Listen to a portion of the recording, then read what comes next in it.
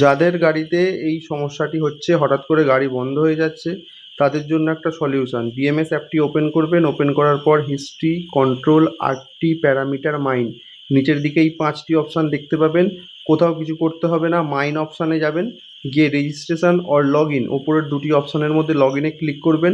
Click করার পর email অ্যাকাউন্টে এই মোবাইল নাম্বারটি দিয়ে দিন এবং পাসওয়ার্ডটি দিন 123 QWER। দেওয়ার পর নতুন আরও একটি পেজ ওপেন হবে।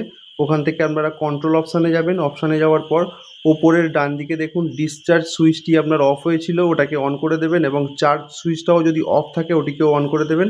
ব্যাস, আপনার সমস্যার সমাধান হয়ে গেছে। এটি করার পর অবশ্য করেই কিন্তু এই কন্ট্রোল থেকে আপনারা লগ আউট করে নেবেন, কারণ এই কন্ট্রোলেই থাকে ব্যাটারির আসল রহস্য। সুতরাং এখান থেকে অবশ্যই আপনারা লগ আউট করুন, কারণ কিছুটা অসাবধানতাবশত বড় কিছু দুর্ঘটনা ঘটতে পারে।